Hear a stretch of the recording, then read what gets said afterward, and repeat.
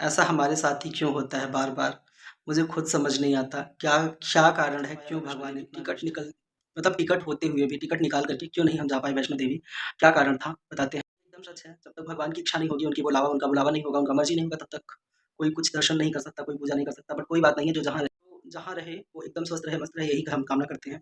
देखा जाएगा, जब प्रभु की इच्छा होगी तो दर्शन होगा। कहा जाए तो दुःख ही था परिवार के ऊपर, ऐसा नहीं होता है। चाहे वो ननिहाल में हो या घर पे हो या कहीं भी हो, किसी को भी कष्ट जिसे आप अपना मानते हैं, अगर वहाँ कुछ ऐसा कष्ट होता है तो कष्ट सबको होता है, तकलीफ होता है, तो उस चीज़ में आपको कहीं घूमने-फिरने का मन नहीं होता है। कहीं ना मैं बताऊँ तो मैं दूसरे के दुःख को खुद पे फ़ील कर लेता हूँ, क्योंकि मैंने बहुत सारे दुःख और वो सब समय झेला हुआ है, अपने पहले ही झेल लिया, समय से पहले, तो मुझे सब समझ आता है कि ये क्या दुःख है। ऐसे में कुछ ना कोई आनंद का अनुभव नहीं कर सकता है। हेलो, नमस्कार, राधे-राधे दोस्तों, शुभ कैसे हो आप सभी? आशा करते हैं बिल्कुल स्वस्थ मस्त होंगे। आपका स्वागत है दुर्गेश की दुनिया में। सो फ्रेंड, गले में थोड़ा-सा आवाज़ अगर आपका चेंज लग रहा होगा तो माइंड मत करना, क्योंकि गला थोड़ा-सा खराश टाइप में हुआ है। गला मतलब आवाज़ बदलने से। और कैसे हैं आप सभी? सबसे पहले तो आज बहुत दिन के बाद हम अपने यूट्यूब चैनल पे एक्टिव होने जा रहे हैं। बहुत दिन से हम एकदम एक्टिव नहीं थे, कम से कम हमको लगता है 15 दिन हो गया हमारे यहाँ, मतलब हमारे चैनल पे कोई लॉन्ग वीडियो पड़े। शॉर्ट तो जो मेरे पास पहले का था वो पड़ जाता था, तो उसके कई कारण हैं, मतलब कई नहीं, एक ही कारण है, पर इसी वजह से नहीं हम कर पा रहे थे। तो दोस्तों, जहाँ बात ये था, कहीं न कहीं मैंने पोस्ट डाला था, आप लोगों ने देखा ही होगा, और नहीं भी देखा है तो फिर मैं आप लोगों को बता दूँ कि हमारे यहाँ हमारे ननिहाल में, मतलब हमारी मामी, बड़ी मामी थी, वो एक्सपायर हो गई थी, और उन्हीं के काम, मतलब उनका जो होता है तेरहवीं वाला पूरा सारा कुछ, तो वो कार्यक्रम चल रहा था, तो मैं वहाँ गया हुआ था। और तो इसकी वजह से मेरा ब्लॉग नहीं आ पा रहा था। मैं वहाँ गया था और मैं काफ़ी दिन वहाँ अब की बार रहा। बहुत दिन के बाद मैं, मतलब था, और था, मतलब ज़रूरी था रहना, इसलिए मैं रुका। और वहाँ पे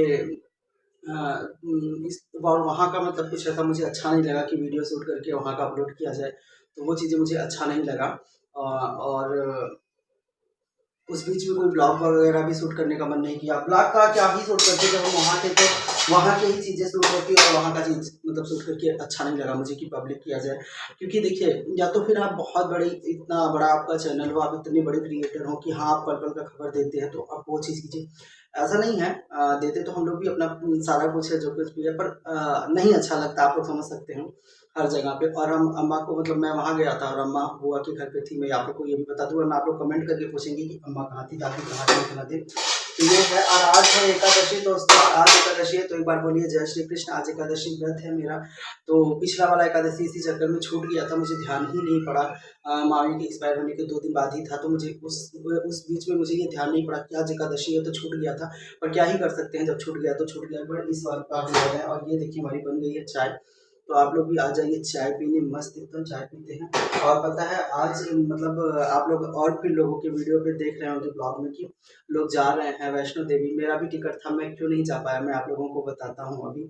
आप लोग बने रहिए हमारे ब्लॉग में, तो मैं आप लोग को ज़रूर बताऊँगा कि मैं क्यों नहीं जा पाया, टिकट होते हुए भी मैं नहीं जा पाया। क्या कारण था? तो मेरे साथ ऐसा ही होता है, ऐसा क्यों होता है पता नहीं, क्या भगवान हमसे रुष्ट है।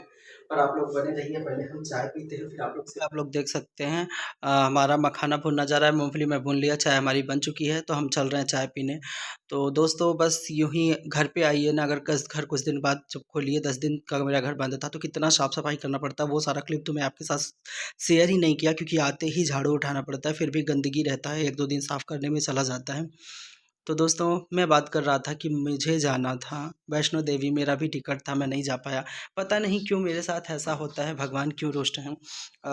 कारण यही था कि मामी एक्सपायर हो गईं, और फिर उनका 13वीं था, उसी दिन जाना था, तो टिकट था, तो हम नहीं जा सके।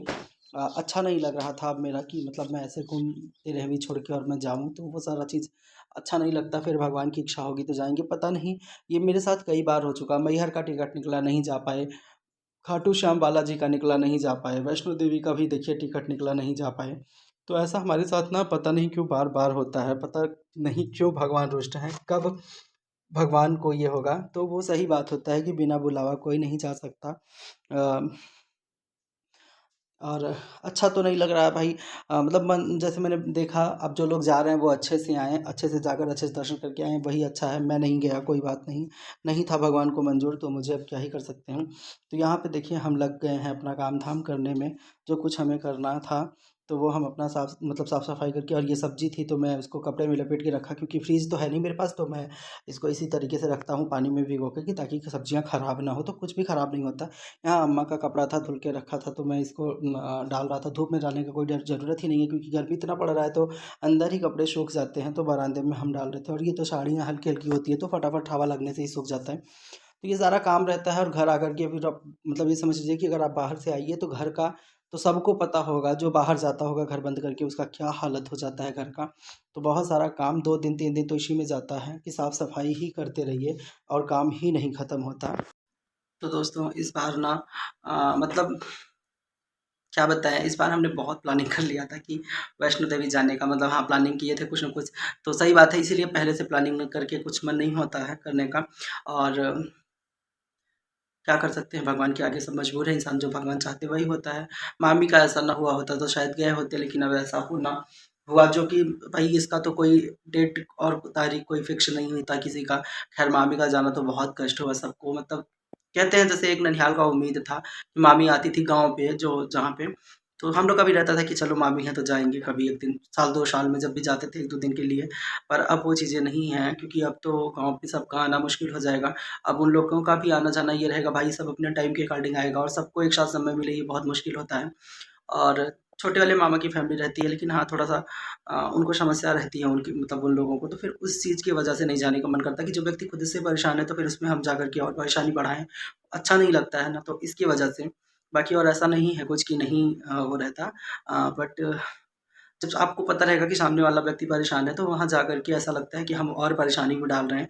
इसकी वजह से मन नहीं होता, मतलब तब जाने का, बाकी और कुछ मतलब अलग इंटेंशन नहीं होता है। और जो मामी के साथ का उम्मीद था वो तो गया, और था लगाव हम लोग का मामी से, सही बात है। ये तो एक बात है कि हम लोग का अलग लगाव था, वो चीज़ ननिहाल में, क्योंकि हम लोग अपने नाना-नानी को तो नहीं देखे हैं। जब से हम लोग का ननिहाल का आना-जाना हम लोग समझ रहे हैं, तब से मामी-मामा का ही साथ, मतलब हम लोग देखे हैं आना-जाना, मम्मी-वम्मी के साथ भी उन लोग का अच्छा रिश्ता था।